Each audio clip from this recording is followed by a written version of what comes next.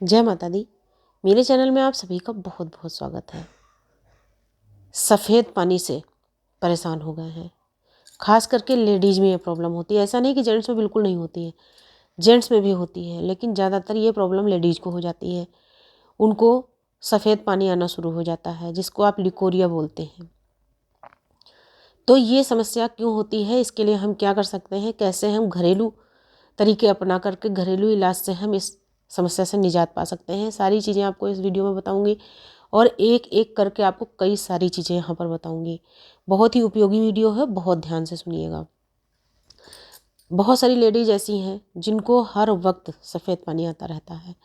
कभी कभी तो ये चावल के माड़ जैसा बहुत गाढ़ा होता है, कभी एकदम पतला होता है, और कुछ लेडीज़ को तो एक लिमिटेड मात्रा में आता है, लेकिन कुछ को तो इतनी अधिक मात्रा में आता है कि हर वक्त गीलापन बना रहता है, और इतनी अधिक मात्रा में आता है कि जैसे लगता है कि उन्होंने यूरिन पास कर दिया है। अब जब हर समय कोई भी समस्या बनी रहती है तो दिमाग अपने आप ही टेंशन में रहता है, और अधिक समय तक अगर ये समस्या बनी रहती है तो शरीर एकदम कमज़ोर हो जाता है। हड्डियाँ धीरे धीरे करके कमज़ोर होने लगती हैं, मांसपेशियों में जकड़न, सूजन और ऐंठन जैसी समस्या हो जाती है। पेड़ों में हर समय हल्का हल्का दर्द बना रहता है, और कभी कभी बहुत अधिक दर्द हो जाता है। पैरों में, पिंडलियों में, जांघों में, कमर में बहुत ज़्यादा दर्द होने लगता है।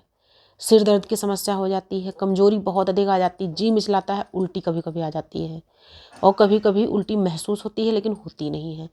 तो ये कुल मिलाकर मतलब बहुत सारी समस्याएं सिर्फ एक परेशानी की वजह से हो जाती है, और आप संकोचवश किसी से अपनी समस्या को शेयर नहीं कर पाते हैं, आप किसी डॉक्टर को जल्दी दिखाने नहीं जाती हैं। लेडीज़ की सबसे बड़ी प्रॉब्लम यही है कि अपनी इस तरह की प्रॉब्लम्स को किसी से कह नहीं पाती हैं। तो आज आपको बहुत ही उपयोगी घरेलू चीज़ें यहाँ पर मैं बता रही हूँ, जिनको इस्तेमाल करके आप अपनी इस समस्या से बिल्कुल दूर हो सकते हैं, यानी इस समस्या को अपने आप से दूर कर सकते हैं, इससे निजात पा सकते हैं। तो वो क्या चीज़ें हैं, आइए मैं आपको बताती हूँ। सबसे पहली चीज़, जिन लेडीज़ को ऐसी प्रॉब्लम है तो वो थोड़ा सा अपने खाने में परहेज़ करना शुरू कीजिए। मैं आपको ट्रीटमेंट बता रही हूँ, लेकिन ये मैं जो खाने की चीज़ बता रही हूँ ये भी आपका एक तरह का ट्रीटमेंट है। बहुत ध्यान से हर चीज़ को सुनिएगा। आप अपने खाने में बहुत तेज़ मिर्च मसाला, लाल मिर्च तो बिल्कुल भी आपको नहीं डालनी है, चाहे वो पिसी मिर्च हो या खड़ी मिर्च हो। लाल मिर्च का सेवन बिल्कुल बंद कर देना है।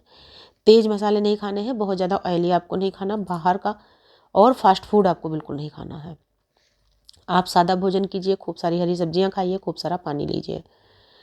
ये चीज़ें आपके लिए हमेशा फ़ायदेमंद है। अपने भोजन में आप दोपहर के भोजन में एक छोटी कटोरी भर या बड़ी कटोरी से आधी कटोरी या 1 चमचा दही ज़रूर खाइए। अंकुरित अनाज खाइए। ये चीज़ें आपके लिए बहुत ही हेल्दी साबित होंगी।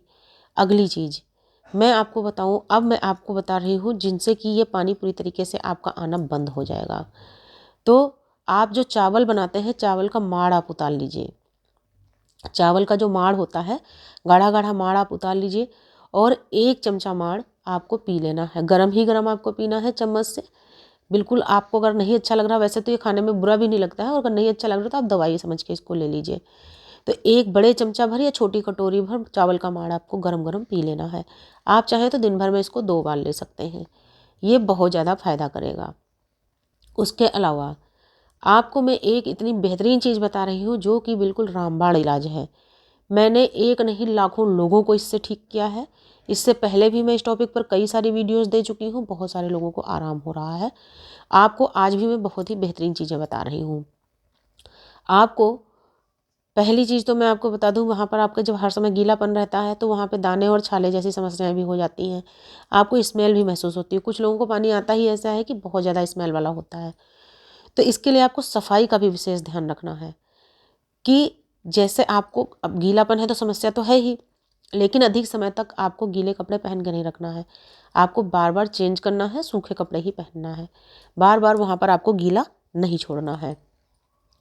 आपको करना है 1 गिलास पानी गर्म, 1 लीटर पानी आपको गर्म करना है। उसको बहुत अच्छी तरीके से उबालिए।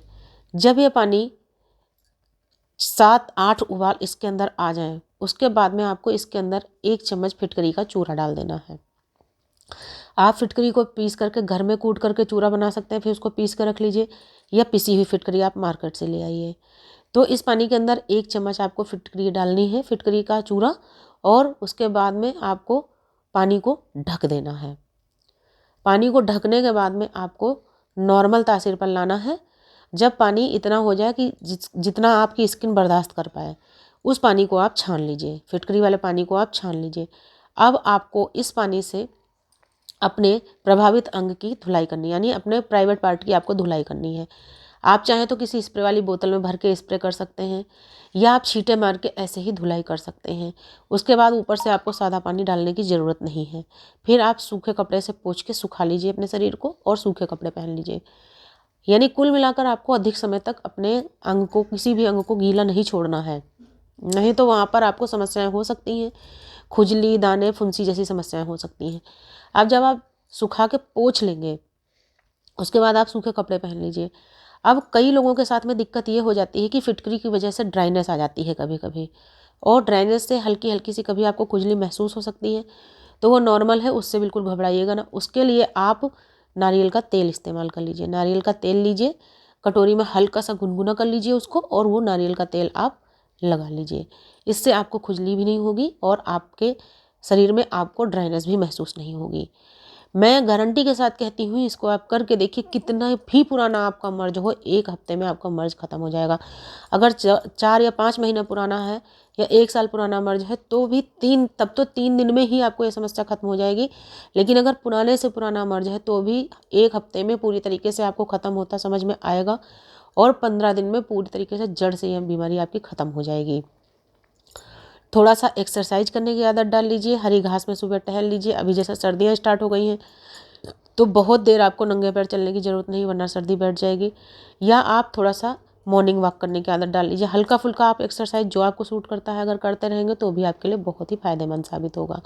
तो उम्मीद करती हूँ जानकारी आपको समझ में आई होगी। अगर काम की वीडियो लगे तो इसको ज़्यादा से ज़्यादा शेयर कीजिएगा। नमस्कार, धन्यवाद।